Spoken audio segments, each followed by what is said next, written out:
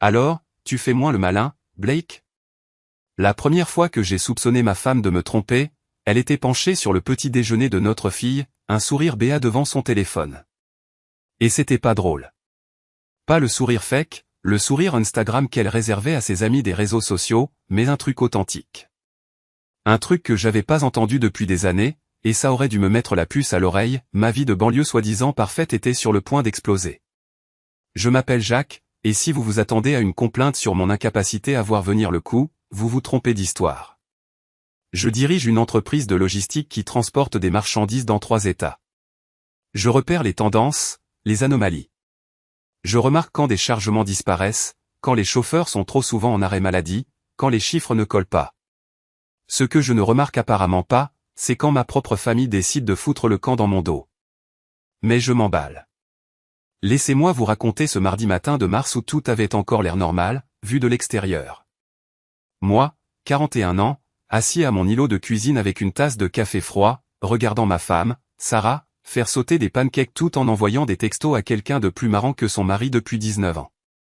Notre fille Emma, 18 ans et bientôt étudiante à l'université, faisait défiler des trucs sur son propre téléphone, à peine consciente de la nourriture que sa mère lui mettait dans l'assiette. « Qui te captive autant si tôt ?» ai-je demandé à Sarah, en essayant d'avoir l'air désinvolte. Elle a levé les yeux, et pendant une seconde j'ai vu quelque chose dans son regard. De la culpabilité? De l'excitation? Parfois, c'est dur de faire la différence. C'est juste Janet, a-t-elle dit, en nommant sa partenaire de tennis. Elle a encore des histoires avec le club. Emma a ricané. Maman, les histoires de Janet, c'est comme regarder de la peinture séchée comparée à la vraie vie. Qu'est-ce que tu connais de la vraie vie, toi, a rétorqué Sarah, mais elle souriait. Elles avaient développé cette espèce de truc bizarre ces derniers temps, comme si elles partageaient une blague que j'étais le seul à pas connaître. Il faut que je vous dise que notre maison est à Millbrook Estate, un de ces endroits qui promettent une vie de luxe mais qui proposent des maisons préfabriquées toutes pareilles, avec des finitions au rabais. Le genre d'endroit où toutes les pelouses se ressemblent et où tous les problèmes se cachent derrière les mêmes murs beiges. Sarah adorait cet endroit, elle disait que ça lui donnait l'impression d'avoir réussi. J'ai toujours pensé qu'on avait l'air de trop vouloir en faire. La cuisine donnait sur notre pièce à vivre, qui donnait sur notre salle à manger, que personne n'utilisait jamais sauf quand la mère de Sarah venait nous rendre visite et insistait pour qu'on mange comme des gens civilisés. Tout le rez-de-chaussée était conçu pour qu'on puisse tout voir de partout, ce qui était censé renforcer les liens familiaux, je suppose. Au lieu de ça, ça voulait juste dire qu'il n'y avait nulle part où se cacher quand la tension devenait palpable. « Papa, tu peux me prêter la voiture ce soir ?» a demandé Emma, en relevant enfin les yeux de son téléphone. « Tu vas où ?» Lexi organise un truc. Juste, genre, un groupe de travail. Je connaissais Lexi. Tout le monde connaissait Lexi. Groupe de travail avec Lexi, ça voulait généralement dire que les parents de quelqu'un étaient en voyage et que le grand frère de quelqu'un avait des contacts. Un soir de semaine, ai-je dit. Papa, arrête. J'ai 18 ans et je vis toujours sous ton toit. Sarah a glissé un autre pancake dans l'assiette d'Emma. Jacques, elle est presque diplômée. Laisse-la s'amuser un peu. Ça aussi, c'était nouveau, Sarah qui prenait le parti d'Emma dans ses petites disputes. D'habitude, elle me soutenait, au moins en public. On réglerait le vrai différend plus tard dans notre chambre, dans ces disputes à voix basse qui étaient devenues notre principal mode de communication. D'accord, ai-je dit. Mais couvre-feu à minuit. Emma a levé les yeux au ciel. Minuit, papa. Sans blague. Minuit, sinon la voiture reste au garage. Elle a regardé sa mère, et Sarah lui a fait un de ces petits haussements d'épaules qui disent « Choisis tes combats ». Emma est retournée à son téléphone, tapant comme une folle. J'ai ce rendez-vous client ce matin, ai-je dit à Sarah. Ça risque de durer. Avec qui? Morrison Industries. Ils envisagent de changer de transporteur. Sarah a acquiescé, mais je voyais bien qu'elle n'écoutait pas vraiment. Son téléphone a vibré à nouveau, et ce sourire est revenu. Morrison Industries, c'était important, le genre de contrat qui pourrait me permettre de développer mon entreprise, peut-être d'embaucher 1 ou 2 chauffeurs supplémentaires. J'essayais de les décrocher depuis des mois, et aujourd'hui était censé être le jour de la décision. Mais assis là, à regarder ma femme sourire devant son téléphone comme une adolescente amoureuse, Morrison me semblait être la chose la moins importante au monde. Après qu'Emma soit partie à l'école et que Sarah ait disparu à l'étage pour se préparer à ce que font les femmes au foyer toute la journée, j'ai fait quelque chose que je n'avais jamais fait en 19 ans de mariage. J'ai regardé son téléphone. Elle l'avait laissé sur le comptoir, écran vers le bas. Je me suis dit que je voulais juste regarder l'heure, mais quand je l'ai retourné et que j'ai vu la notification, mon café s'est transformé en acide dans mon estomac. J'ai hâte de te revoir plus tard. Même endroit, même heure. Le nom du contact était juste M. Je suis resté là, probablement pendant une trentaine de secondes, le téléphone à la main, essayant de trouver une explication innocente. Une amie qui s'appellerait Monica, peut-être? Ou Michel. Ou alors M comme maman, même si la mère de Sarah n'était pas vraiment du genre emoji bisou. J'ai entendu les pas de Sarah à l'étage et j'ai reposé le téléphone, écran contre table, exactement comme je l'avais trouvé quand elle est entrée dans la cuisine 5 minutes plus tard, en pantalon de yoga et débardeur qui mettait en valeur l'abonnement à la salle de sport que je payais. Je lisais la rubrique sportive comme si de rien n'était. Je rejoins Janet au café après le yoga, a-t-elle dit en attrapant son téléphone et ses clés. Dis-lui bonjour de ma part. Elle s'est arrêtée à la porte. Ça va? T'as l'air bizarre, comme si t'étais encore obsédé par cette réunion avec Morrison. Elle m'a embrassé sur la joue et j'ai senti le parfum qu'elle ne mettait que pour les grandes occasions. Après son départ, je me suis assis dans la maison silencieuse et j'ai essayé de me convaincre que j'étais parano. 19 ans de mariage ne s'effondrent pas à cause d'un texto d'une personne qui s'appelle Monsieur les gens ont des amis. Les gens utilisent des emojis, bref. Et ouais, les gens peuvent avoir une vie en dehors de leur mariage. Mais je n'arrivais pas à me débarrasser de ce sentiment, comme si quelque chose clochait. Comme quand tu conduis et que la voiture commence à tirer d'un côté, et que tu sais qu'il y a un problème avec un pneu, même si tu ne le vois pas encore. Je suis allé bosser. Si la réunion avec Morrison s'était bien passée, ce contrat aurait dû faire de cette journée la meilleure depuis des mois. Au lieu de ça, j'ai conduit en rentrant à la maison en pensant à ce texto. C'était qui, ce M? Et pourquoi Sarah devait le rencontrer au même endroit, à la même heure? Emma était dans sa chambre quand je suis rentré, la musique tellement forte que je sentais les basses à travers le plancher. Sarah était dans la cuisine, en train de préparer le dîner, fredonnant pour elle-même. Comment s'est passée la réunion, a-t-elle demandé. Bien. J'ai eu le contrat. C'est super, chérie. Elle m'a embrassé sur la joue, au même endroit que d'habitude. Je suis fier de toi. Mais elle n'a pas demandé de détails, n'a pas voulu fêter ça, elle s'est juste remise à touiller dans sa casserole. On a dîné en famille, petite conversation sur les projets d'Emma pour la fac, la ligue de tennis de Sarah, mon nouveau client. Des trucs normaux, le genre de conversation qu'on avait 1000 fois.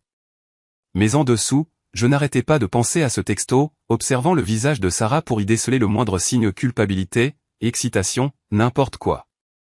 Après le dîner, Emma s'est volatilisée à l'étage, et Sarah s'est affalée sur le canapé avec du vin et son ordinateur portable. Tu travailles sur quoi, ai-je demandé. Rien d'important. Juste des trucs sur Facebook. Je me suis assis à côté d'elle, assez près pour voir l'écran. Elle faisait défiler des photos de vie parfaite, mettant des cœurs et tapant des commentaires sur la beauté de tout le monde. Sarah, ai-je dit, et quelque chose dans ma voix l'a fait lever les yeux. Oui. On est bien, nous, hein? Toi et moi. Elle a penché la tête, m'étudiant. Bien sûr qu'on est bien. Pourquoi tu demandes ça? Je sais pas. J'ai juste l'impression qu'on est dans une routine en ce moment. Elle a posé son verre de vin et s'est tournée vers moi. Jacques, le mariage est censé être confortable. Après 19 ans, c'est pas une mauvaise chose. Confortable ou ennuyeux? Confortable, a-t-elle dit, d'un ton ferme. On n'est plus des gamins. On n'a pas besoin de drame tous les jours. Mais au moment où elle disait ça, son téléphone a vibré sur la table basse. Elle y a jeté un coup d'œil, et j'ai revu ce sourire, juste une seconde, mais il était là. Qui t'envoie autant de textos aujourd'hui? Juste les filles. Janet a toujours des problèmes avec le prof de tennis. Elle a pris son téléphone, a tapé quelque chose rapidement, puis l'a reposé. Mais elle l'a reposé écran contre table cette fois. Cette nuit-là, après que Sarah se soit endormie, je suis resté allongé dans le lit à fixer le plafond, essayant de me souvenir de quand les choses avaient commencé à changer. Quand est-ce qu'elle a commencé à sourire à son téléphone? Quand est-ce qu'Emma a commencé à prendre le parti de sa mère dans toutes les disputes? Quand est-ce que j'ai commencé à me sentir comme un étranger dans ma propre maison? Je devais m'être assoupi parce que la prochaine chose dont je me souviens, c'était qu'il était 3 heures du matin, et que la douche d'Emma était en marche. J'entendais l'eau à travers les murs fins de notre baraque miteuse. Ce qui était bizarre, parce qu'Emma ne prenait jamais de douche en plein milieu de la nuit. Je me suis levé du lit en douce, en faisant attention à ne pas réveiller Sarah, et je suis allé dans le couloir. La porte d'Emma était ouverte, et je pouvais voir son téléphone sur son lit en désordre, l'écran illuminé de notifications. J'aurais pas dû regarder, je sais. Mais je suis un gars de la logistique, et tout ce truc ne collait pas. Alors j'ai pris le téléphone. L'écran était déverrouillé, ouvert sur une conversation par SMS avec quelqu'un qui s'appelait Monsieur M. Mes mains ont commencé à trembler pendant que je faisais défiler les messages. Ta mère te passe le bonjour. Même endroit demain. J'ai hâte de te revoir. Tu étais incroyable ce soir. Ne laisse pas ton père te surprendre à te faufiler dehors encore. MDR. J'ai laissé tomber le téléphone comme s'il était brûlant. La douche coulait toujours. Emma allait sortir d'une minute à l'autre. J'ai ramassé le téléphone à nouveau, les mains tremblant toujours, et j'ai fait défiler vers le haut pour en voir plus. Merci pour le dîner de ce soir. Ta mère a de la chance d'avoir quelqu'un comme toi qui veille sur elle. Tu es tellement plus mature que les filles de ton âge. Ton père ne vous mérite ni l'une ni l'autre. La porte de la salle de bain s'est ouverte, et j'ai vite reposé le téléphone et me suis faufilé dans ma chambre. Sarah dormait toujours, respirant paisiblement, une main sous son oreiller. Je suis resté allongé là jusqu'à l'aube, fixant le plafond, essayant de comprendre ce que je venais de voir. Ma fille de 18 ans textait avec quelqu'un qui s'appelait Monsieur quelqu'un qui l'emmenait dîner. Quelqu'un qui lui disait qu'elle était magnifique. Quelqu'un qui savait qu'elle sortait en cachette. Et ce monsieur M connaissait aussi Sarah. Assez bien pour qu'Emma puisse dire « Maman te dit bonjour ». Les pièces du puzzle commençaient à s'assembler d'une manière qui me donnait envie de gerber. Les textos mystérieux de Sarah venant de quelqu'un nommé Monsieur la nouvelle alliance d'Emma avec sa mère, les sourires et les blagues dont je n'étais pas au courant. Est-ce qu'elle fréquentait le même type? J'avais sûrement une mine affreuse le lendemain matin parce que Sarah m'a demandé si j'étais malade. Juste fatigué, ai-je répondu. Emma est descendue, fraîche comme une rose, même après sa douche à 3 heures du matin. Elle a attrapé une barre de céréales et s'est dirigée vers la porte. Où vas-tu si tôt, ai-je demandé. Groupe de révision avant les cours avec Lexi et d'autres. Elle était partie avant que je puisse demander quoi que ce soit d'autre. Sarah s'est versée du café et a vérifié son téléphone. Ce sourire encore. Sarah, ai-je dit. Qui est M? Elle a levé les yeux, méfiante. Quoi? Tu reçois des textos de quelqu'un qui s'appelle Monsieur, je me demandais juste qui c'était.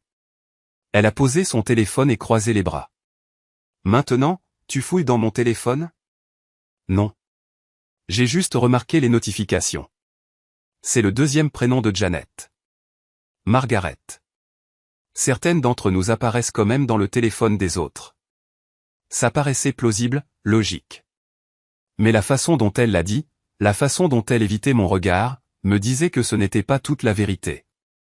D'accord, ai-je dit. Mais ce n'était pas d'accord. Rien n'allait. Je suis allé au travail, mais je n'arrivais pas à me concentrer.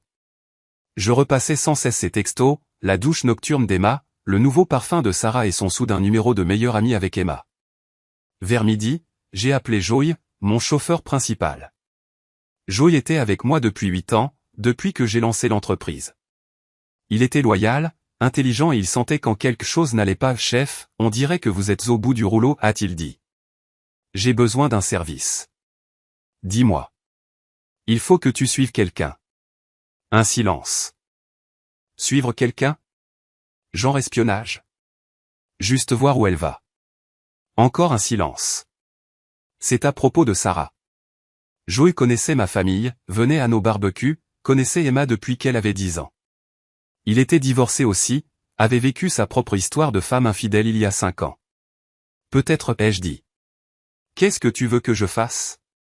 J'ai décrit Sarah et lui ai donné sa plaque d'immatriculation, je lui ai dit qu'elle partait généralement vers 10 heures pour le yoga, et qu'elle revenait vers midi. Vois juste où elle va vraiment, ai-je dit. C'est dans la poche, chef. À 2 heures, Joey a appelé.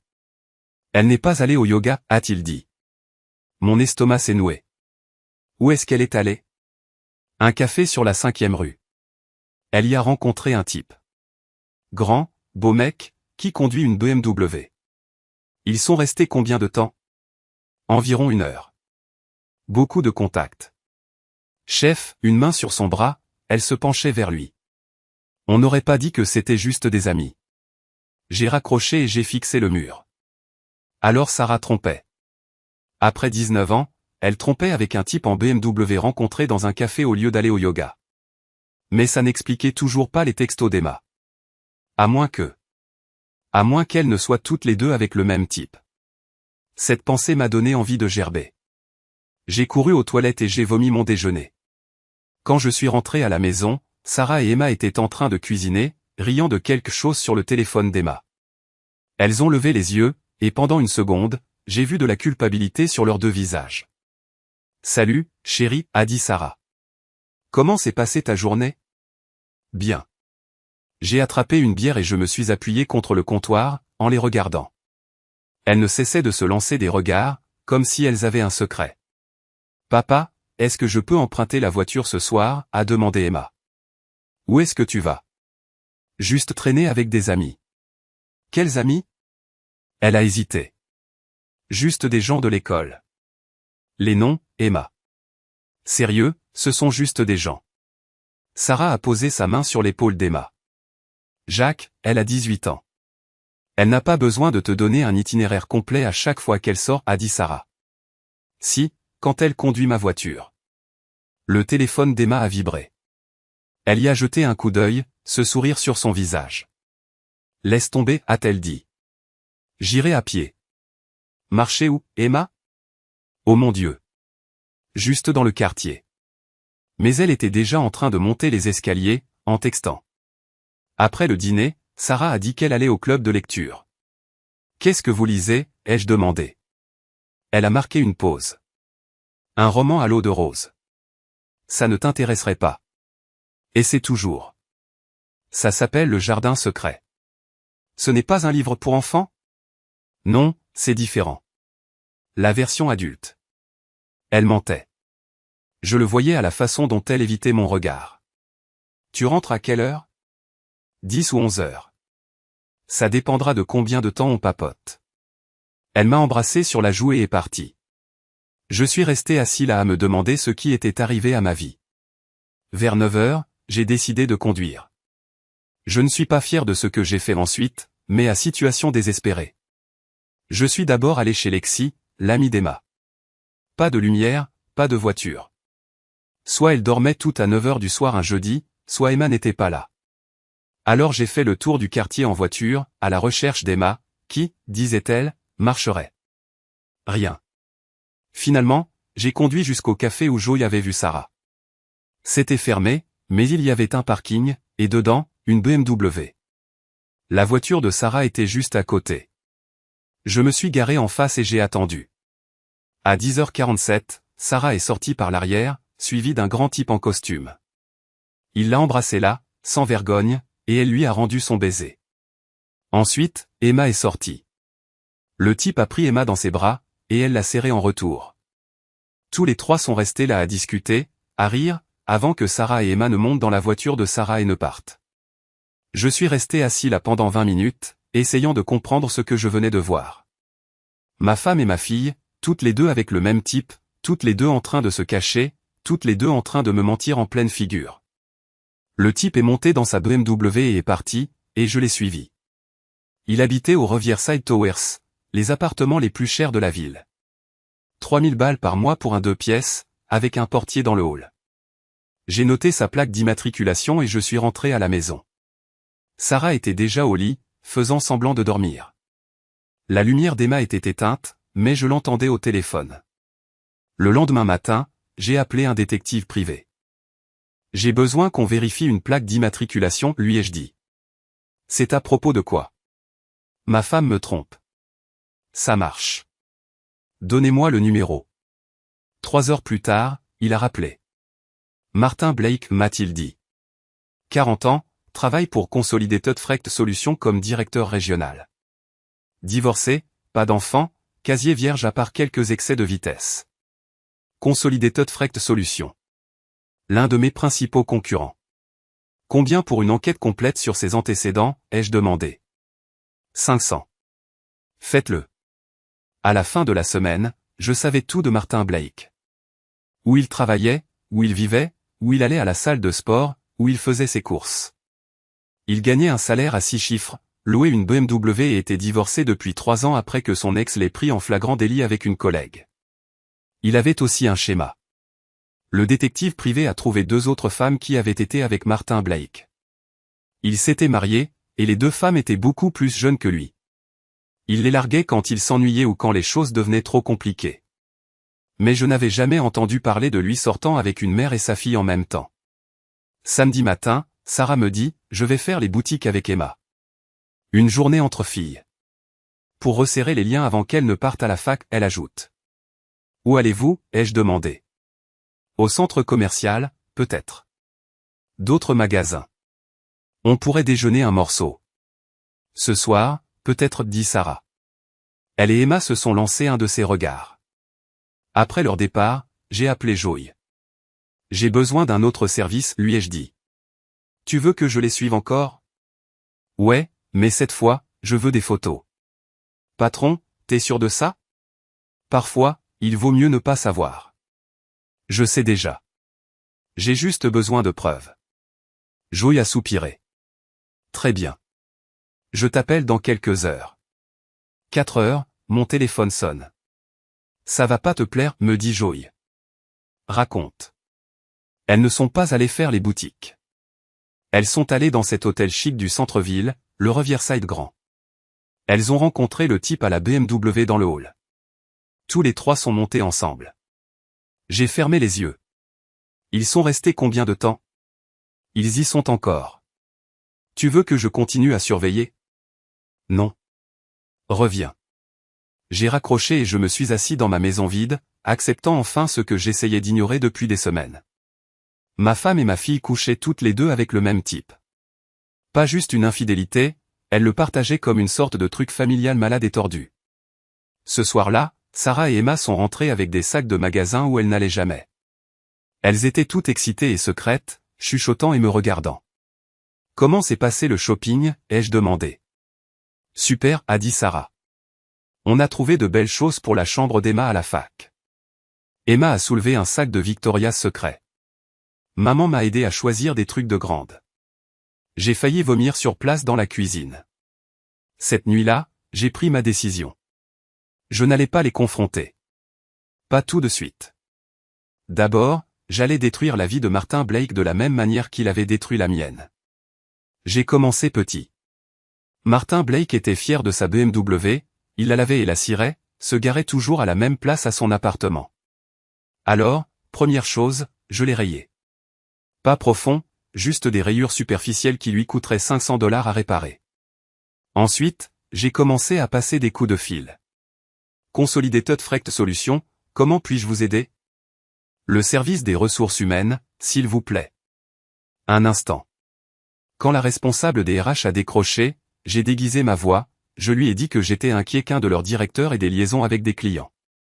Des membres de la famille. Je n'ai pas donné de nom, j'ai juste dit qu'il devrait se pencher sur la question. Merci de porter cela à notre attention, a-t-elle dit. Nous prenons toutes les allégations au sérieux. La semaine suivante, j'ai rappelé, cette fois en me faisant passer pour un parent inquiet qui avait entendu des rumeurs sur Martin Blake et des adolescentes. Affirmez-vous une activité criminelle, a demandé la responsable des RH. Je dis juste que vous pourriez peut-être jeter un coup d'œil à ces activités en dehors des heures de travail. J'ai aussi commencé une campagne de petites vexations. J'ai inscrit Martin Blake à toutes les listes de spam possibles et imaginables. J'ai mis son numéro de téléphone sur des annonces Craigslist pour des meubles gratuits et des animaux perdus. J'ai commandé des pizzas à son appartement à 2 heures du matin. Mesquin? Oui. Satisfaisant? Absolument. Mais je ne faisais que commencer. Le samedi suivant, Sarah et Emma ont annoncé une autre journée entre filles. Cette fois, j'étais prêt. J'ai attendu qu'elles partent, puis j'ai conduit jusqu'au Riverside Grand Hotel. Je me suis garé de l'autre côté de la rue, j'ai attendu Martin Blake. Quand il s'est pointé, je l'ai suivi à l'intérieur. Le hall était tout en marbre et en lustre de cristal, le genre d'endroit qui facture un cocktail $30. J'ai regardé Martin prendre l'ascenseur. Puis je suis allé à la réception. « Excusez-moi, dis-je au réceptionniste. Je suis censé retrouver mon associé, Martin Blake. Il a dit qu'il était dans la chambre 412. » Le réceptionniste a vérifié son ordinateur. « Je suis désolé, monsieur, mais il n'y a pas de Martin Blake enregistré aujourd'hui. » « Vraiment ? Peut-être que c'est sous un autre nom.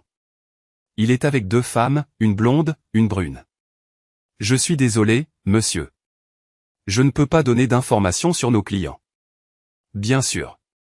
Je vais juste l'appeler. Je me suis éloigné et j'ai appelé Joey. Il faut que tu me rejoignes au Riverside Grand, lui dis-je. Pourquoi faire ?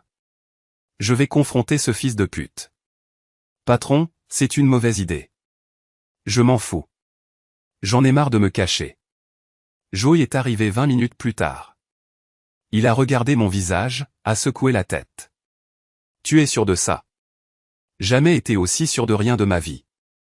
On a pris l'ascenseur jusqu'au 4e étage, on a descendu le couloir jusqu'à ce que je trouve la chambre 412.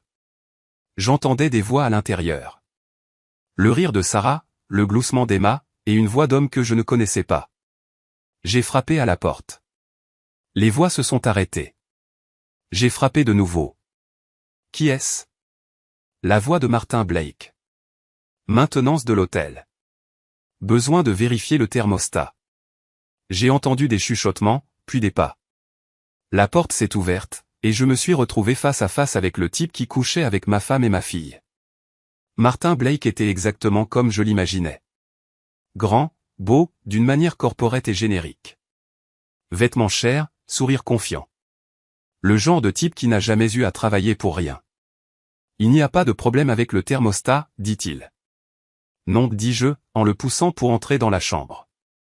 Mais il va y avoir un problème avec ta gueule. Sarah était assise sur le lit dans un peignoir d'hôtel, les cheveux en bataille. Emma était dans la salle de bain, mais je pouvais la voir dans le miroir. Elle portait seulement une serviette. Jacques. Sarah s'est levée d'un bond. Qu'est-ce que tu fais ici ? Qu'est-ce que je fais ici ? Qu'est-ce que tu fais ici ? Qu'est-ce qu'elle fait ici ? Je pointais Emma du doigt, qui essayait de se cacher derrière la porte de la salle de bain. Papa, je peux expliquer, dit Emma. Expliquer ? Expliquer quoi ?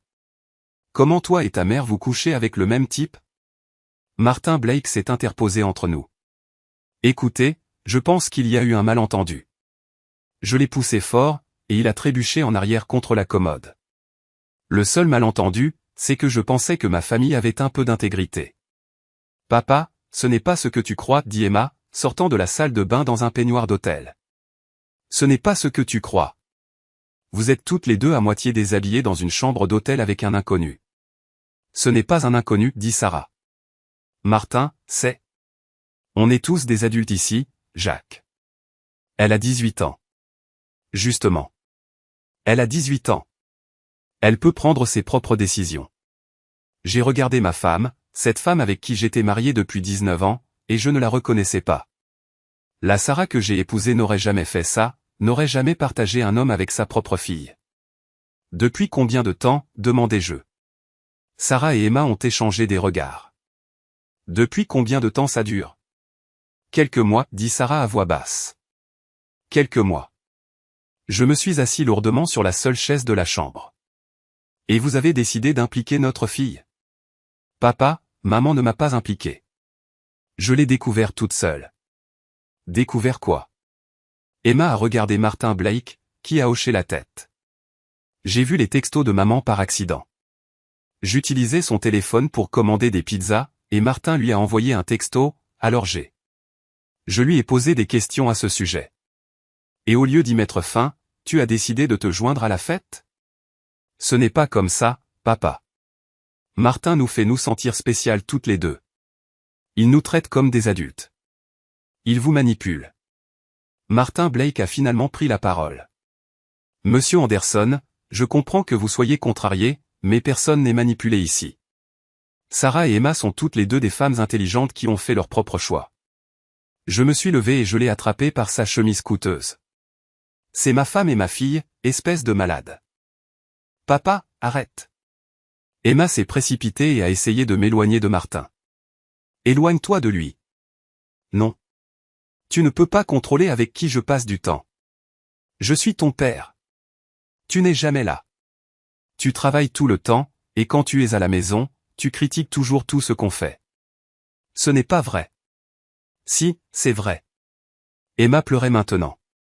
Martin nous écoute. Il nous emmène partout et nous achète des choses et nous fait nous sentir importantes. Je vous fais vous sentir importante? Non, papa. Tu nous fais sentir comme si on dérangeait. Sarah s'avança. Jacques, on devrait peut-être en parler à la maison. Parler de quoi? Du fait que ma femme et ma fille sont des putes? Le mot flotta dans l'air comme un poison. Emma suffoqua. Le visage de Sarah devint blanc. Ne nous appelle plus jamais comme ça, dit Sarah calmement. Comment tu appellerais ça, alors? J'appellerais ça trouver le bonheur ailleurs que dans une maison où rien de ce qu'on fait n'est jamais assez bien. Je la fixai. Tu me reproches ça? Je ne te reproche rien. Mais je ne vais pas faire semblant que notre mariage fonctionne depuis des années. Alors tu as décidé de coucher avec mon concurrent? Martin Blake eut l'air surpris. Vous êtes dans la logistique? Anderson Freight Service. On se bat pour les mêmes contrats. Ah. Martin eut la décence d'avoir l'air embarrassé. Je ne savais pas. Bien sûr que non. Tu étais trop occupé à baiser ma famille pour demander ce que je fais dans la vie. Joey était resté près de la porte pendant tout ce temps, à regarder le spectacle. Maintenant, il s'avança. Patron, on devrait y aller. Ouais. Je regardais Sarah et Emma. Quand vous aurez fini de jouer à la famille avec votre copain, ne vous donnez pas la peine de rentrer. Je change les serrures. Jacques, tu ne peux pas faire ça, dit Sarah. Regarde bien. Je me dirigeai vers la porte, puis me retournai. Sarah, je dépose une demande de divorce lundi. Emma, puisque tu as 18 ans et que tu es apparemment si mature, tu peux te débrouiller pour te loger. Papa, s'il te plaît, dit Emma, mais j'étais déjà parti. Joey me rattrapa dans le couloir. Patron, c'était violent. Elles l'ont bien cherché. Peut-être. Mais qu'est-ce que tu vas faire maintenant? Bonne question. Qu'est-ce que j'allais faire maintenant? La première chose que j'ai faite, c'est rentrer à la maison et emballer tous les vêtements de Sarah dans des sacs poubelles. Ensuite, j'ai changé les serrures, comme je l'avais menacé. Puis j'ai appelé mon avocat. Je dois déposer une demande de divorce, lui dis-je. Quelle est la situation? Ma femme me trompe avec le copain de ma fille. Sauf qu'il s'avère qu'elle partage le même mec. Il y eut une longue pause. C'est inhabituel. C'est un euphémisme. Vous avez des preuves? Je lui ai parlé des textos, du détective privé, de la confrontation dans la chambre d'hôtel. Ça devrait suffire, dit-il. Le Wisconsin est un état de divorce sans faute. Mais l'infidélité peut quand même affecter le règlement, surtout s'il y a preuve d'un traumatisme émotionnel. Et Emma? Elle a 18 ans. Légalement, elle peut vivre où elle veut. Est-ce que je peux couper son fonds d'études? Une autre pause. Ça dépend de sa structure. S'il est à votre nom, oui. S'il est dans une fiducie, probablement pas. Il est à mon nom. Alors oui, vous pouvez retirer les fonds. Ça faisait du bien. Pas mature, pas raisonnable, mais du bien. Les jours suivants furent un flou d'avocats, de paperasse et d'appels téléphoniques. Sarah a essayé de m'appeler des douzaines de fois. Emma a essayé aussi. Je n'ai répondu à aucun d'eux. Mercredi, Sarah s'est présentée à mon bureau. Il faut qu'on parle, dit-elle. Parlez à mon avocat, Sarah. S'il te plaît. C'est ridicule. Ce qui est ridicule, c'est que ma femme et ma fille partagent un copain. Elle grimaça. Ce n'est pas comme ça. Comment c'est, alors, Sarah? Explique-moi. Elle s'assit sur la chaise en face de mon bureau. Elle avait l'air fatiguée, plus vieille, en quelque sorte. Toi et moi, on n'est pas heureux depuis des années, dit-elle. On le sait tous les deux. Alors tu as décidé de tromper au lieu de m'en parler? À quand remonte la dernière fois qu'on a parlé de quelque chose de vrai? À quand remonte la dernière fois que tu m'as demandé comment j'allais ou ce que je voulais ou quels étaient mes rêves? C'est de ma faute. Il ne s'agit pas de faute. Il s'agit du fait qu'on s'est éloigné, et au lieu de l'admettre, on a continué à faire semblant. Et Emma? Sarah soupira. Emma était seule aussi. Tous ses amis sont partis vivre des aventures, et elle est coincée à la maison avec des parents qui se parlent à peine, sauf pour se disputer au sujet des couvre-feux. Alors elle a décidé de coucher avec ton copain. Martin n'est pas mon copain. C'est compliqué. Compliqué comment? On n'est pas amoureux, Jacques. Aucun de nous. C'est juste amusant. Ça nous fait sentir vivants. Je fixais ma femme de 19 ans et réalisais que je ne la connaissais pas du tout. Où est-ce que vous logez? Chez Martin. Vous deux? Pour l'instant. Bon Dieu, Jacques, je sais que ça a l'air mal, mais Emma va à l'université à la rentrée de toute façon. Et toi et moi, on serait probablement divorcés dans 2 ans, même sans Martin. Alors, ça ne fait qu'accélérer les choses. Peut-être. Je me levai et me dirigeai vers la fenêtre. Dehors, Joey chargeait des cartons dans un de nos camions. Du travail normal, une journée normale, une vie normale qui continue pendant que la mienne s'effondre. Je veux que tu sortes de ma vie, dis-je sans me retourner. Jacques. Je veux que toi, Emma et ton copain sortiez complètement de ma vie. Ce n'est pas réaliste. Emma reste ta fille. Emma a fait son choix. Quand je me retournai, Sarah pleurait. Je n'ai jamais voulu que ça se passe comme ça, dit-elle. Comment voulais-tu que ça se passe?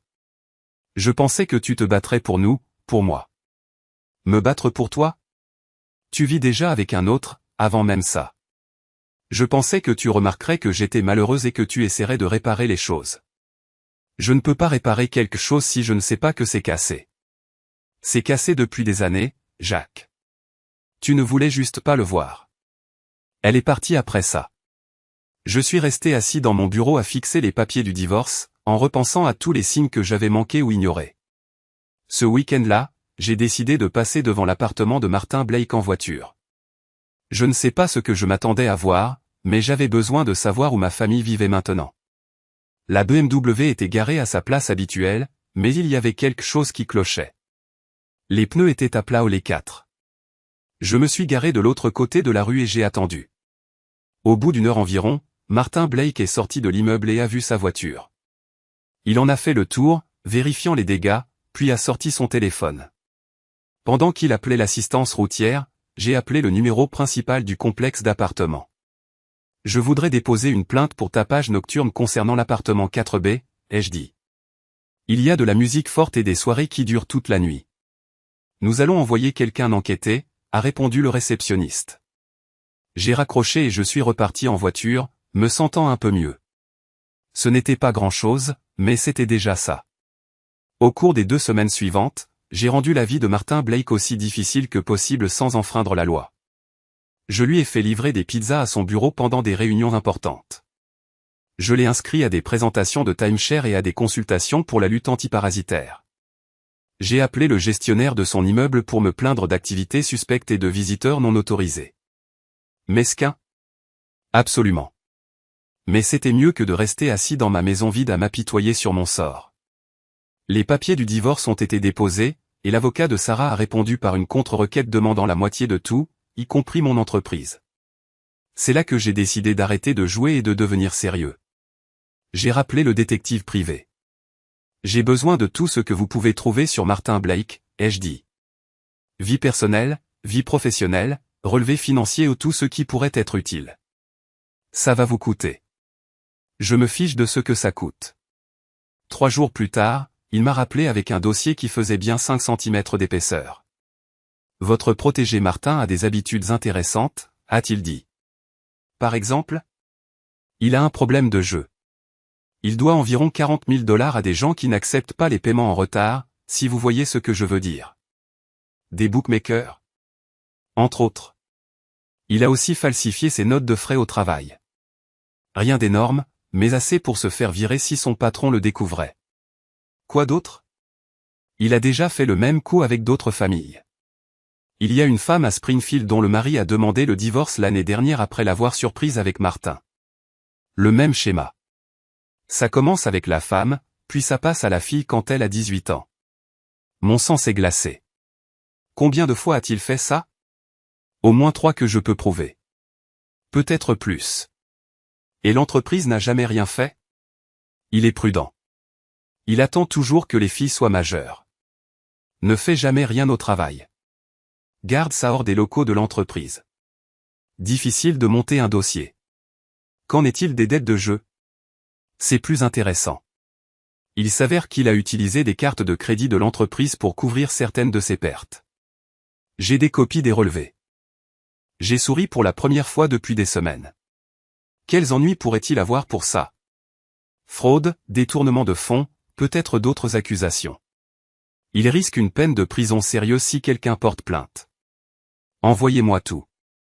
Le lendemain matin, je me suis habillé avec mon meilleur costume et je me suis rendu au bureau de Consolidated Freight Solutions. J'ai demandé à parler à la directrice régionale, une femme nommée Patricia Wilson. Monsieur Anderson, a-t-elle dit lorsqu'on m'a fait entrer dans son bureau. Je crois comprendre que vous êtes un de nos concurrents. C'est exact. Mais je ne suis pas ici pour des affaires. Je lui ai exposé tout ce que je savais sur Martin Blake. Le jeu, la fraude aux notes de frais, le schéma de relations inappropriées avec les familles des clients. Je lui ai donné des copies des relevés de cartes de crédit et du rapport du détective privé. Le visage de Patricia Wilson s'est assombri au fur et à mesure qu'elle lisait le dossier. Pourquoi vous me racontez ça, a-t-elle demandé. Parce que Martin Blake a détruit ma famille, et je veux qu'il paie pour ça. Elle a posé les papiers et m'a regardé attentivement. Ce sont des accusations graves. Ce ne sont pas des accusations. Ce sont des faits. Si ce que vous me dites est vrai, Monsieur Blake sera licencié immédiatement, et nous allons transmettre tout cela aux forces de l'ordre. C'est tout ce que je demande. J'ai quitté son bureau en me sentant plus léger que je ne l'avais été depuis des mois. Martin Blake avait peut-être pris ma femme et ma fille, mais j'étais sur le point de tout lui prendre. Cet après-midi-là, Emma m'a appelé pour la première fois depuis la confrontation à l'hôtel. Papa, il faut qu'on parle. Vraiment? S'il te plaît, donne-moi juste 5 minutes. Contre mon gré, j'ai accepté de la rencontrer dans un café du centre-ville.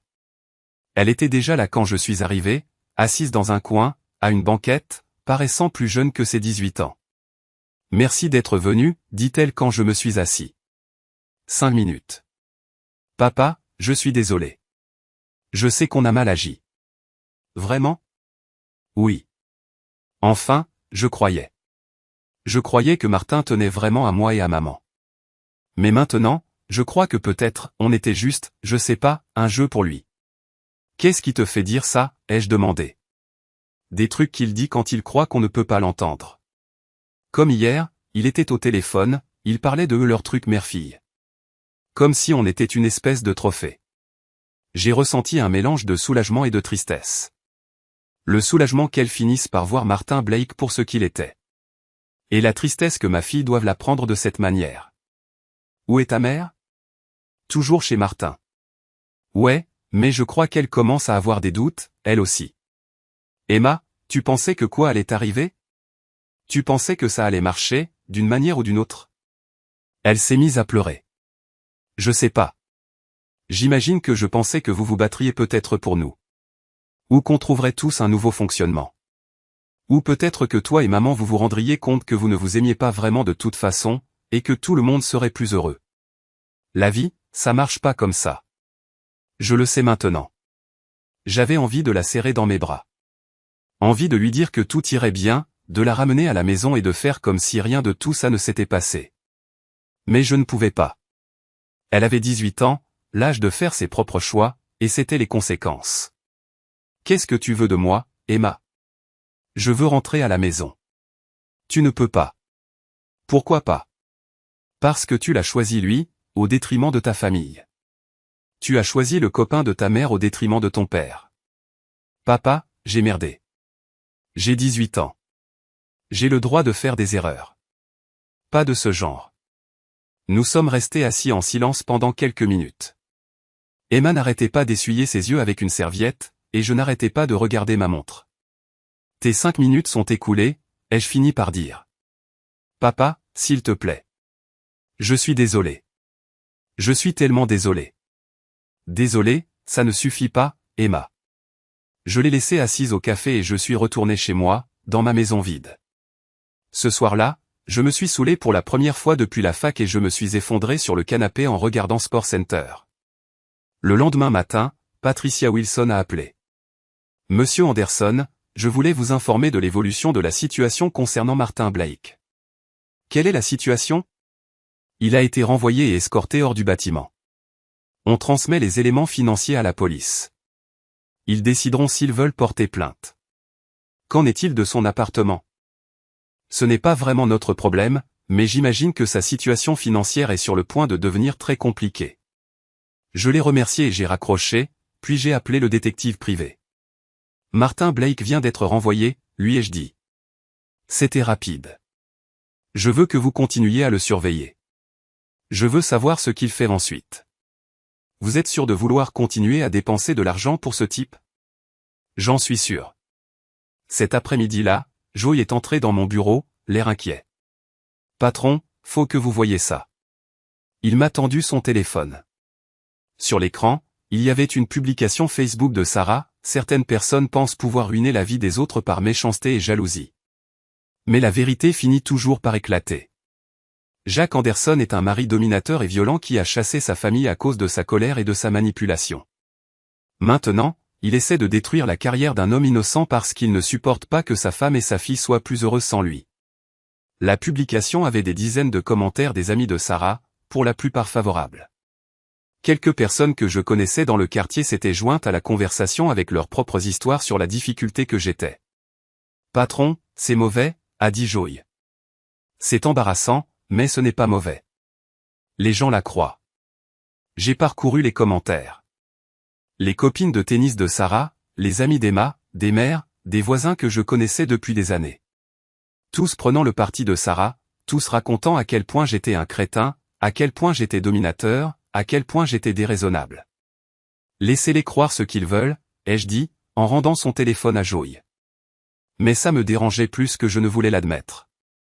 Sarah réécrivait l'histoire, se faisant passer, elle et Emma, pour les victimes, et moi pour le méchant. Et les gens se laissaient prendre au jeu. Ce soir-là, Martin Blake s'est présenté chez moi. J'étais dans mon garage en train de travailler sur une vieille moto que je réparais depuis 5 ans quand j'ai entendu une voiture se garer dans mon allée. Par la fenêtre, j'ai pu voir la BMW. Martin Blake est sorti et s'est dirigé vers ma porte d'entrée. Comme je ne répondais pas, il a fait le tour jusqu'au garage. Il faut qu'on parle, a-t-il dit. J'ai continué à travailler sur la moto. On n'a rien à se dire. Tu m'as fait renvoyer. Tu t'es fait renvoyer tout seul. J'ai juste fourni les preuves. Je sais que c'est toi. Je l'ai regardé. Ses vêtements coûteux étaient froissés, ses cheveux en bataille, et il avait des cernes sous les yeux. T'as une sale gueule, ai-je dit. Tu as détruit ma vie. Non, Martin. Tu as détruit ta vie. Et la mienne. Et celle de ma femme et de ma fille. Sarah et Emma sont des adultes. Elles ont fait leur propre choix. Tu les as manipulées. Je leur ai donné ce qu'elles voulaient. De l'attention, de l'excitation, quelqu'un qui les appréciait. Je me suis levé et me suis mis face à lui. Tu leur as vendu un fantasme pourri qui ne pouvait pas durer. Ça aurait pu, si tu n'avais pas mis ton grain de sel. Jusqu'à quand? Jusqu'à ce que tu t'ennuies? Jusqu'à ce que tu trouves une autre mère et sa fille pour t'amuser. Son visage s'est empourpré. Ce n'était pas ça, l'idée. Si, c'était exactement ça. Je connais ton manège, Martin. Springfield, Millfield, et maintenant ici. Tu repères les femmes malheureuses, tu les séduis, puis tu t'intéresses à leurs filles quand elles ont 18 ans. C'est malsain. Tu ne sais pas de quoi tu parles. J'ai sorti mon téléphone et je lui ai montré le rapport du détective privé. Je sais tout, Martin. Tes dettes de jeu, les détournements de fonds, les autres familles que tu as détruites. Il s'est jeté sur moi, en gesticulant. Je m'y attendais. 19 ans de mariage avec Sarah m'avaient appris à voir quand quelqu'un était sur le point de craquer. J'ai esquivé son premier coup de poing et je lui en ai mis un bond dans le ventre. Il s'est plié en deux, en cherchant son souffle. Fous le camp de chez moi, ai-je dit. Ce n'est pas fini. Si, c'est fini. T'es fauché, t'es au chômage et tu vas te faire arrêter pour fraude. Sarah et Emma vont vite comprendre que t'es incapable de leur offrir le train de vie auquel elles sont habituées.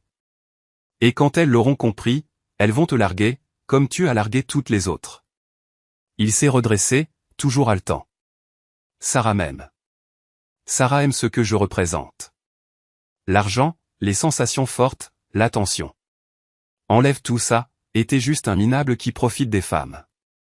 Il a commencé à dire quelque chose, mais je l'ai coupé. Martin, si tu reviens ici, j'appelle les flics. Si tu me contactes, j'appelle les flics. Si tu passes même devant chez moi, j'appelle les flics. T'as compris?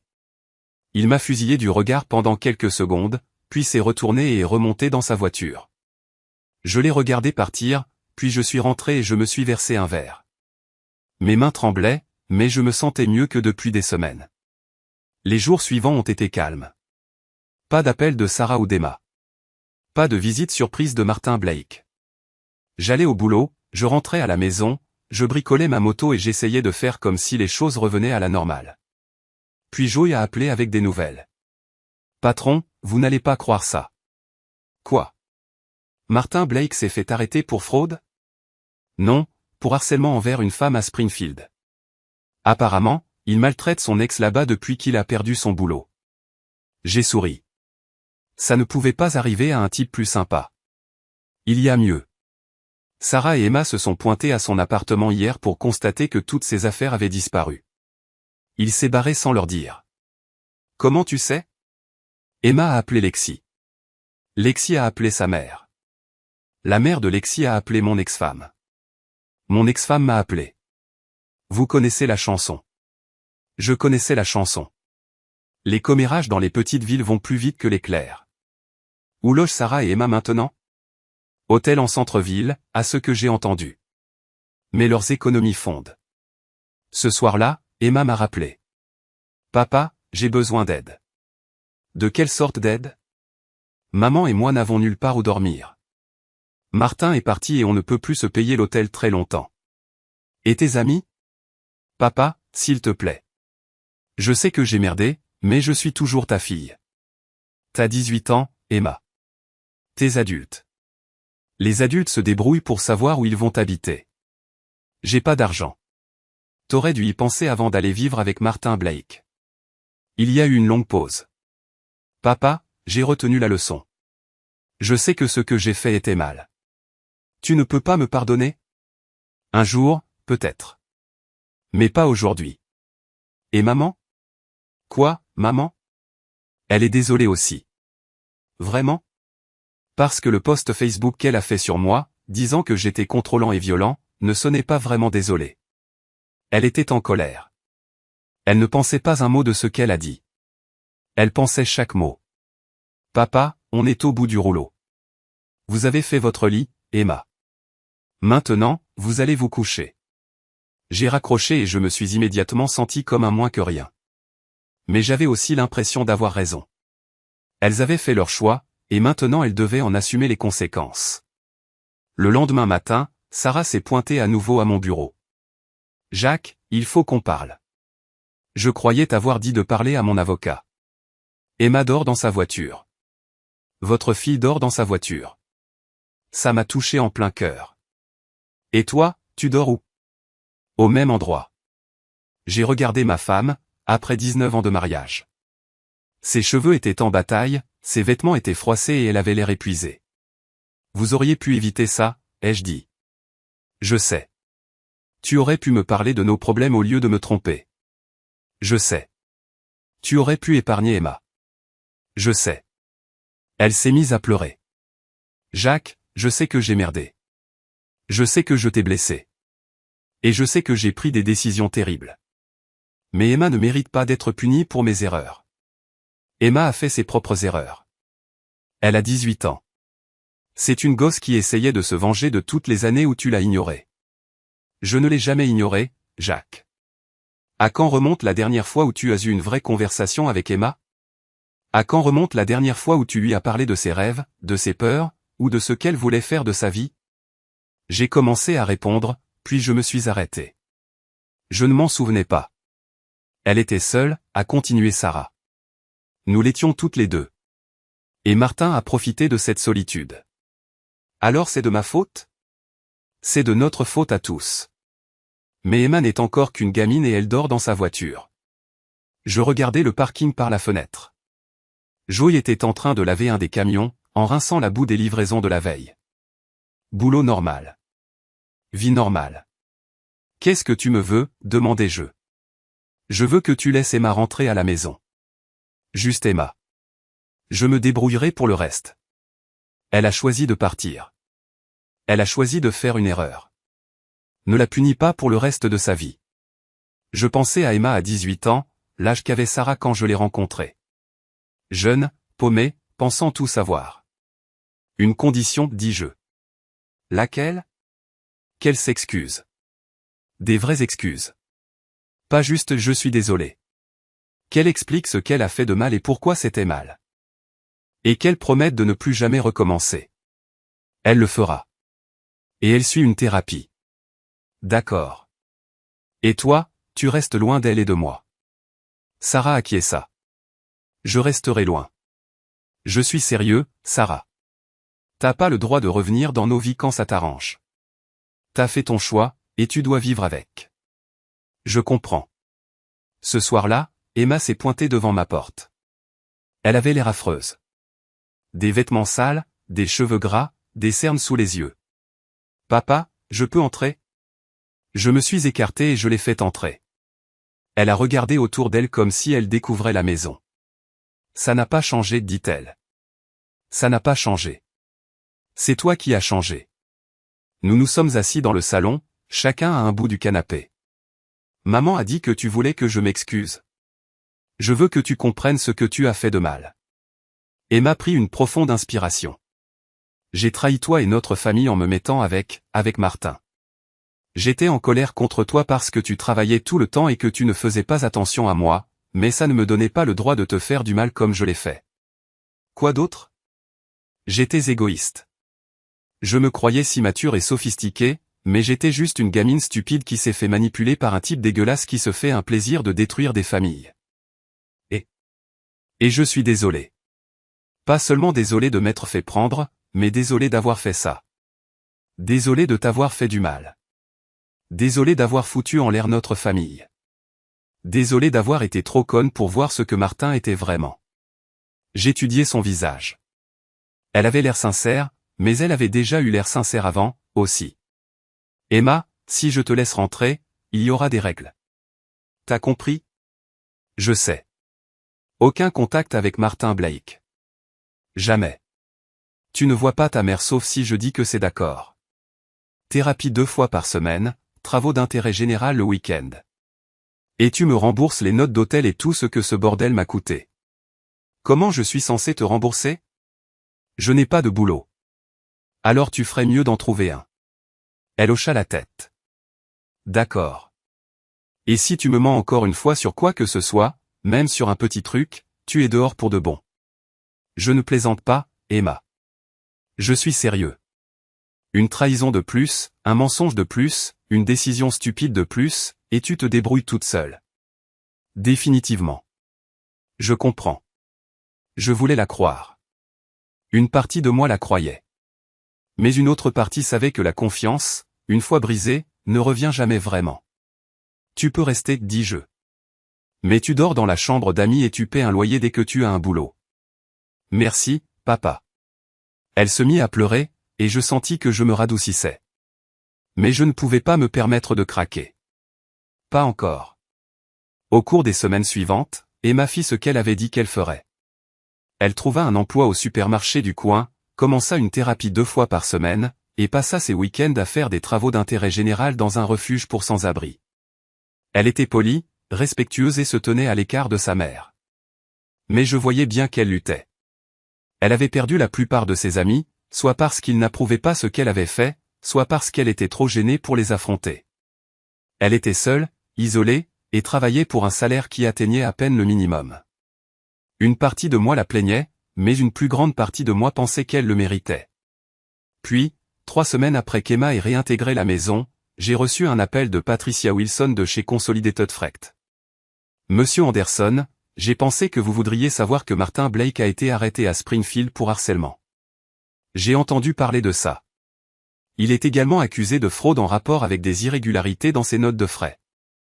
Notre service juridique dit qu'il risque de 2 à 5 ans s'il est reconnu coupable. Bien. Il y a autre chose. Lors de son arrestation, il a fait des déclarations à propos de vous et de votre famille que vous devriez peut-être connaître. Quel genre de déclaration? Il a affirmé que vous aviez engagé quelqu'un pour vandaliser sa voiture et le maltraiter dans son appartement. Il a aussi dit que vous l'aviez menacé de violence physique. Mon estomac se noie. Qu'est-ce que la police a dit? Ils ont pris sa déposition. Mais comme il n'y a aucune preuve et qu'il essaie manifestement de détourner l'attention de ses propres crimes, ils ne prennent pas ça très au sérieux. Mais ils pourraient enquêter. C'est possible. Je voulais juste vous prévenir. Après avoir raccroché, je suis resté assis dans mon bureau, à essayer de calculer l'ampleur des ennuis que je risquais. J'avais bien rayé la bagnole de Martin et passé ses coups de fil débiles, mais je ne l'avais pas menacé de violence. Enfin, pas exactement. Le soir, j'ai raconté l'appel à Emma. « Papa, tu n'as pas vraiment fait ces trucs, hein? » « Si, certain. »« Papa. Emma, ce type a détruit notre famille. Il t'a manipulé, toi et ta mère, et il a fait la même chose à d'autres familles. Il méritait ce qui lui est arrivé. Mais tu pourrais avoir des problèmes. Peut-être. Mais ça en valait la peine. » Emma m'a regardé avec une expression qui ressemblait à du respect. Ou à de la peur. Difficile de faire la différence, parfois. 2 jours plus tard, un inspecteur de police s'est pointé à mon bureau. « Monsieur Anderson, je suis l'inspecteur Miller. Je voudrais vous poser quelques questions au sujet de Martin Blake. » « Qu'est-ce qu'il a? » « Il a déposé plainte pour harcèlement et menaces. J'essaie de déterminer si ces accusations sont fondées. J'ai invité l'inspecteur Miller dans mon bureau et lui ai proposé un café. Il était plus jeune que moi, probablement au début de la trentaine, avec une moustache ringarde comme on n'en voyait plus depuis 20 ans. « Avez-vous eu des contacts avec Monsieur Blake après avoir découvert sa relation avec votre femme et votre fille? » « Il est venu chez moi une fois. Je lui ai dit de partir et de ne pas revenir. » « L'avez-vous menacé? » « Je lui ai dit que j'appellerais la police s'il revenait. » « Avez-vous vandalisé sa voiture? » « Non. » « Avez-vous passé des appels malveillants à son appartement? » ?»« Non. » L'inspecteur Miller prenait des notes dans un petit carnet. « Monsieur Blake semble croire que vous avez engagé quelqu'un pour le harceler et endommager ses biens. L'inspecteur Martin Blake est accusé de fraude et risque la prison. Il est prêt à tout pour rejeter la faute sur quelqu'un d'autre. C'est peut-être vrai, mais je dois quand même enquêter sur ces accusations. Je comprends, mais je n'ai rien fait de ce qu'il prétend. Après le départ de l'inspecteur Miller, j'ai appelé mon avocat. Ils ne peuvent rien prouver de ce qu'il dit après que je lui ai expliqué la situation. Même si Blake dit la vérité, ce qui est peu probable, il n'y a aucune preuve qui vous relie à un quelconque harcèlement. Et s'il retrouve le détective privé que j'ai engagé? Engager un détective n'est pas illégal. Suivre quelqu'un n'est pas illégal tant que vous ne le menacez pas et que vous ne commettez pas d'intrusion. Et les rayures sur sa voiture? Quelqu'un m'a-t-il vu faire ça? Non. Alors, c'est sa parole contre la vôtre, et sa crédibilité est nulle. Je me sentais mieux après avoir parlé à mon avocat, mais j'étais toujours inquiet. La dernière chose dont j'avais besoin, c'était des accusations criminelles qui s'ajoutaient au reste. Ce week-end-là, Emma et moi étions en train de travailler dans le jardin. Elle désherbait dans le cadre de ses travaux d'intérêt général, et moi je réparais un poteau de clôture cassé quand une voiture s'est garée dans l'allée. Sarah est sortie. « Jacques, il faut qu'on parle. » Emma a levé les yeux de la plate-bande. « Maman, tu n'es pas censée être ici. C'est important. » J'ai posé mon marteau et je me suis approché de Sarah. Elle avait meilleure mine que la dernière fois que je l'avais vue. Plus propre, plus reposée. « Où as-tu logé? » J'ai demandé. « Chez ma sœur à Milwaukee. »« Qu'est-ce que tu veux? » Martin m'a appelé de prison. Il te tient pour responsable de tout ce qui lui est arrivé. Il dit que tu as ruiné sa vie par jalousie. Sa vie était déjà ruinée. J'ai juste accéléré le processus. Jacques, Il parle de porter plainte contre toi. Laisse-le parler. Je suis sérieuse. Il dit qu'il a des preuves que tu as vandalisé sa voiture et que tu l'as harcelé. Quelles preuves? Sarah a jeté un coup d'œil à Emma, qui faisait semblant de ne pas écouter. On peut parler seul? J'ai suivi Sarah sur le porche, à l'écart d'Emma. Martin dit qu'il a des images de vidéosurveillance de son immeuble, a dit Sarah à voix basse. Mon sang s'est glacé. Je n'avais même pas pensé aux caméras. Des images de quoi? De toi en train de rayer sa voiture. J'ai essayé de ne rien laisser paraître. C'est impossible. Vraiment, Jacques? Elle m'a regardé droit dans les yeux. Pourquoi tu me racontes ça, d'ailleurs? Je croyais que tu me détestais. Elle a baissé les yeux. Je ne te déteste pas, Jacques. Jamais. Tu as une drôle de façon de le montrer. J'étais furieux. J'avais mal. J'avais l'impression que tu avais renoncé à nous il y a des années. Alors tu couches avec Martin Blake et tu entraînes notre fille là-dedans. J'ai fait des choix terribles. Je le sais maintenant. Qu'est-ce qui t'a fait changer d'avis? Le fait qu'il t'ait largué quand les choses ont mal tourné? Le visage de Sarah est devenu rouge. En partie, oui. Mais surtout en voyant ce que ça a fait à Emma.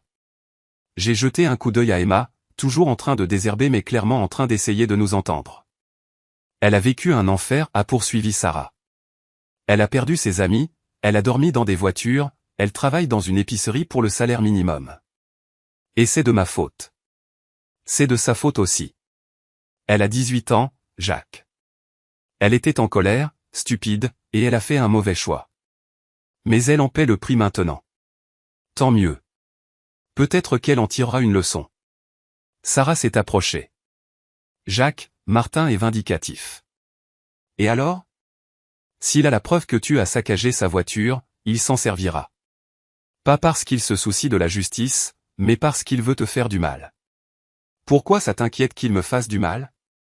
Parce que, malgré tout, je ne veux pas te voir aller en prison. On est resté là, silencieux quelques instants, à regarder Emma dans le parterre de fleurs. Elle avait maigri, des cernes sombres sous les yeux, mais elle bossait dur, essayant de regagner mes faveurs. « Qu'est-ce que tu veux que je fasse ?» ai-je demandé à Sarah. « Je veux que tu fasses attention. Martin est dangereux quand il est acculé. Tu me préviens parce que tu tiens à moi ou parce que tu te sens coupable? Les deux. » Sarah est partie quelques minutes plus tard, et Emma est venue me voir. Qu'est-ce que maman voulait? Mettre de l'huile sur le feu, probablement. Papa, tu as vraiment des ennuis avec la police? J'ai regardé ma fille, cette gamine qui m'avait planté et brisé le cœur, mais qui restait malgré tout ma fille. Peut-être, ai-je dit. Qu'est-ce que je peux faire pour t'aider? Rien. C'est mon bordel. Mais cette nuit-là, allongée dans mon lit, j'ai réalisé qu'Emma était peut-être la solution. Le lendemain matin, j'ai appelé le détective Miller. Détective, j'ai repensé à notre conversation, et je me suis souvenu d'un truc qui pourrait aider votre enquête. C'est-à-dire? Ma fille pourrait savoir des choses sur Martin Blake qui pourraient vous être utiles. Du genre? Je pense que vous devriez lui parler vous-même. Cet après-midi-là, le détective Miller est venu. Emma était assise dans le salon, nerveuse mais prête, pendant que je préparais le café dans la cuisine. Mademoiselle Anderson, a dit le détective Miller, votre père m'a dit que vous pourriez avoir des informations sur Martin Blake. Oui, monsieur. Que pouvez-vous me dire? Emma a pris une inspiration. Martin Blake est un prédateur. Il s'attaque aux familles où les parents se disputent, et il couche avec les mères et les filles. C'est une accusation grave.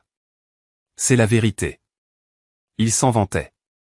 Il nous a raconté, à moi et à ma mère, d'autres familles à qui il avait fait le coup. Le détective Miller a pris des notes. Des noms? Une femme qui s'appelle Jennifer à Springfield et quelqu'un qui s'appelle Lisa à Millfield. A-t-il dit quoi que ce soit concernant des infractions à la loi? Emma a hésité, jetant un coup d'œil vers moi dans la cuisine. Mademoiselle Anderson, c'est important. Il m'a montré de fausses notes de frais de sa boîte. Il disait qu'il utilisait les cartes de crédit de l'entreprise pour payer des dettes de jeu, mais qu'il était trop malin pour se faire prendre. Il a dit qu'il avait plumé sa boîte plus d'une fois. Il trouvait ça drôle. Le détective Miller a fini ses notes et a refermé son carnet. Merci, mademoiselle Anderson. Ça m'a beaucoup aidé. Après son départ, Emma est venue dans la cuisine. J'ai été bien. Tu as été parfaite. C'était la vérité, tout ça? J'ai regardé ma fille, cette jeune femme qui avait appris des leçons difficiles sur la confiance et la trahison et sur ce qui arrive ensuite. Chaque mot. 2 semaines plus tard, le détective Miller a appelé pour dire que les accusations contre moi étaient abandonnées. Blake n'est pas crédible, a-t-il dit. Entre la fraude et l'histoire de votre fille sur son mode opératoire, le procureur ne le considère pas comme un témoin fiable. Et les images des caméras de surveillance? Il s'avère que les caméras de son immeuble ne fonctionnent plus depuis 6 mois. C'était du pipeau. J'ai raccroché et j'ai senti un poids s'envoler. Martin Blake allait en prison, Sarah sortait de ma vie, et Emma était en train de regagner mes faveurs. Ce n'était pas comme ça que je voulais que ça se termine, mais je pouvais faire avec. 6 mois plus tard, Emma a commencé la fac avec une bourse qu'elle avait obtenue en remontant ses notes au dernier semestre. Elle étudiait la psychologie, disait-elle, parce qu'elle voulait comprendre comment fonctionnaient les types comme Martin Blake. Sarah et moi avons finalisé le divorce. Elle a déménagé à Milwaukee pour rejoindre sa sœur, et nous avons convenu qu'elle pourrait voir Emma pendant les vacances scolaires, sous surveillance. Martin Blake a été reconnu coupable de fraude et de harcèlement et a écopé de 3 ans.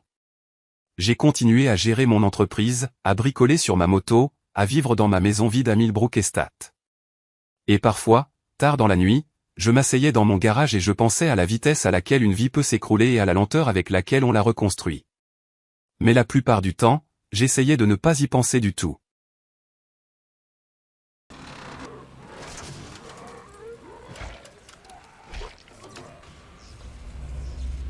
Done. Awesome.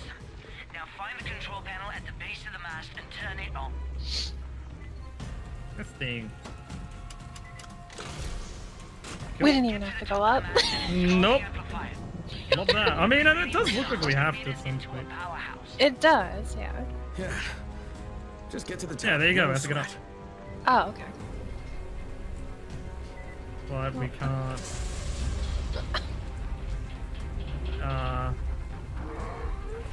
Is there something new we can climb up now?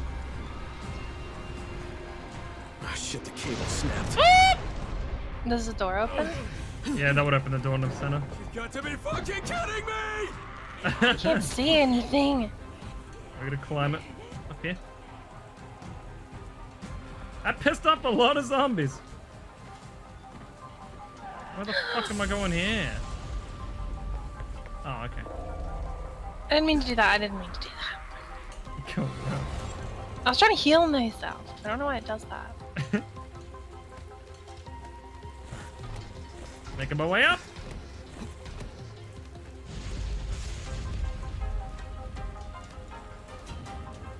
What? Now what? Oh shit. I'm dead. Why did that happen? Okay. Love that. Fair enough.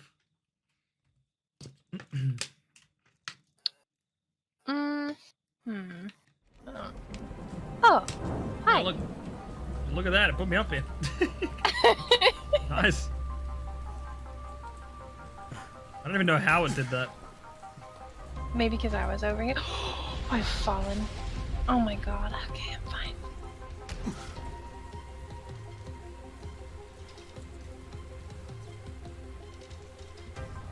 I can't see another way to climb up though.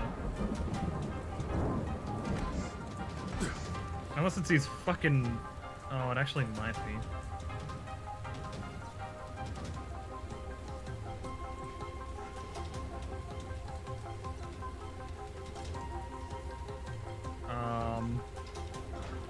Where are you?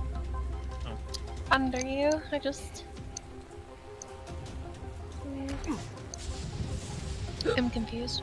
You gotta run up. Yeah, but I can't. You come down. What do you mean you can't? Oh, what? Yeah. I'm unsure. I can't make that jump. I've tried. No? I just seem don't like it. know what else I'm meant to do. This.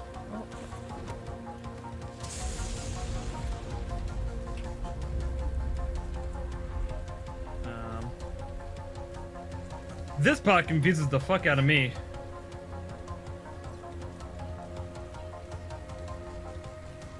And which part? This part. I think I gotta climb this. Yeah, on this thing.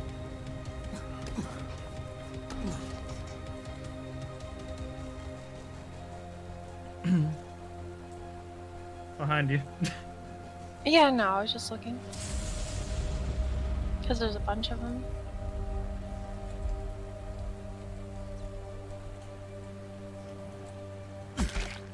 Okay. Oh, fuck.